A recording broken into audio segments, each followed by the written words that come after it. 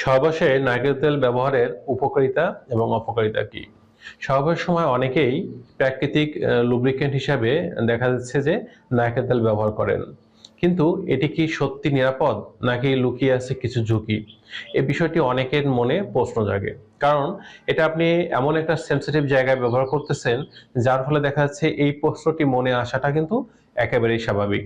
Hello viewers, আসসালামু আলাইকুম, welcome back to my channel. বন্ধুরা, এই বিষয় নিয়ে আজকে আলোচনা করব। চলুন চলে যাই মূল আলোচনায়। প্রথমে থাকবে যে নারকেল তেল ব্যবহার করার উপকারিতাগুলো কি কি। প্রথম যে উপকারটা হচ্ছে সেটা হচ্ছে এটা প্রাকৃতিক লুব্রিকেন্ট, অর্থাৎ শুষ্কতা কমায়, ঘর্ষণ কম হয়, সহবাসে আরাম বেশি অনুভূত হয় এবং ব্যথা বা জ্বালা যন্ত্রণা এটা কম অনুভূত হয়। অর্থাৎ একটা বিষয় খুব সহজে আমরা বুঝবো, যখন শুষ্কতা দূর হবে এবং ভ্যাজানটা পিচ্ছিল হবে তখন কিন্তু একজন পুরুষ দীর্ঘ সময় পেনিট্রেশন করতে পারে, কারণ তাদের সেনসিটিভিটি অনেকটা কমে যায়। আর ভ্যাজানা যত শুষ্ক হবে তত কিন্তু একজন পুরুষের সেনসিটিভিটি বেড়ে যাবে, যার ফলে কিন্তু দ্রুত বীর্যপাত ঘটার সমস্যা হয়। আর এক্ষেত্রে দীর্ঘ সময় ধরে আপনি মিলন করতে পারবেন, অর্থাৎ সেনসিটিভিটি অনেকটা কম থাকবে। দ্বিতীয় নম্বর যে উপকারিতা হবে সেটা হচ্ছে এটা দীর্ঘ সময় কার্যকর থাকে।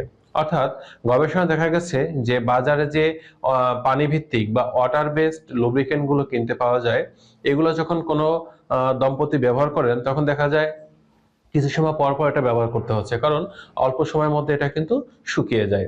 সেক্ষেত্রে আপনি যখন নারকেল তেল ব্যবহার করবেন, আপনার ওয়াটার বেসড লুব্রিকেন্টের তুলনায় এটা কিন্তু দীর্ঘ সময় কার্যকর থাকবে বা জায়গাটাকে পিচ্ছিল রাখবে, যার ফলে সহবাসটা আরামদায়ক এবং মধুময় হবে। তৃতীয় নম্বর যে উপকারটা আপনি পাবেন সেটা হচ্ছে আপনার ত্বকটাকে নরম রাখবে। অর্থাৎ অনেক সময় দেখা যায় যে ভেজালের ত্বক শুষ্ক থাকার ফলে আপনার লুব্রিকেন্ট ব্যবহার করার পরে এটা জায়গাটা পিচ্ছিল হলেও কিন্তু নরম হয় না বা নরম থাকে না, সফট থাকে না। কিন্তু এক্ষেত্রে নারকেল তেল সম্পূর্ণটা বিপরীতধর্মী ক্রিয়া প্রদর্শন করে থাকে। অর্থাৎ এটা শুষ্কতা দূর করার পাশাপাশি জায়গাটা যেমন পিচ্ছিল করতেছে, অপরদিকে ত্বকটাকে নরম এবং মোলায়েম রাখতে কাজ করে থাকে, যার ফলে এটা কিন্তু অনেকটা আরামদায়ক হয়ে থাকে। ৪ নম্বর যে উপকারটা আপনি পাবেন সেটা হচ্ছে এটা কিন্তু হালকা অ্যান্টিব্যাকটেরিয়াল গুণ সমৃদ্ধ। কারণ গবেষণায় দেখা গেছে নারকেল তেলের মধ্যে আছে লরিক অ্যাসিড।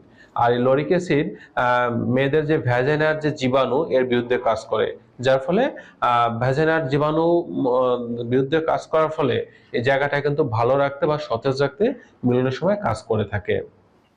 ৫ নম্বর যে উপকারটা আপনি পাবেন সেটা হচ্ছে নারকেল তেলটা সহজলভ্য এবং সাশ্রয়ী।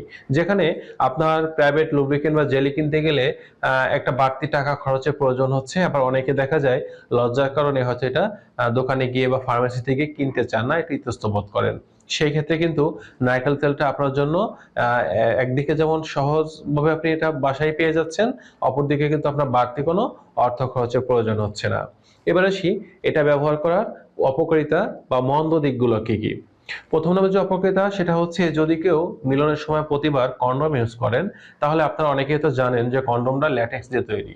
তো ল্যাটেক্স কন্ডম হওয়ার ফলে আপনি যখন নারকেল তেল ব্যবহার করবেন তখন আপনার কন্ডমটা ফেটে যেতে পারে বা ছিঁড়ে যেতে পারে, এবং এতে দেখা যাচ্ছে আপনি কন্ডম ব্যবহার করেছিলেন যে কারণে, অর্থাৎ বাচ্চা যাতে কনসিভ না করে, তো সেই সমস্যাটা দেখাতে পারে। অর্থাৎ অনাকাঙ্ক্ষিতভাবে কন্ডম ফেটে গিয়ে আপনার স্ত্রী বাচ্চা কনসিভ করতে পারে। এই জন্য যারা কন্ডম ইউজ করবেন তারা কখনোই নারকেল তেলটা এর সাথে ব্যবহার করবেন না।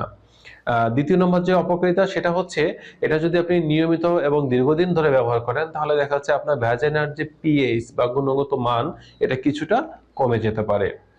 আর তৃতীয় নম্বর যে সমস্যা দেখাতে পারে, যদিও এটা সংখ্যায় কম, তারপরে যাদের নারকেল তেলের প্রতি সংবেদনশীলতা দেখা দেয় বা অ্যালার্জিযুক্ত সমস্যা ত্বকে দেখা দিতে পারে বা দেখা দেয়, তাদের দেখা যাচ্ছে এটা ব্যবহার কম করা উচিত বা একেবারে বিরত থাকা উচিত। কারণ যাদের নারকেল তেলের প্রতি সংবেদনশীলতা আছে ত্বকে, তারা এটা ব্যবহার করলে ত্বকটা ফুলে যাওয়া, ব্যথা অনুভব হওয়া বা লালচে র্যাশ এটা দেখাইতে পারে। যদিও সংখ্যায় কম, হাজারে দুই একজন হয়তো পাওয়া যেতে পারে।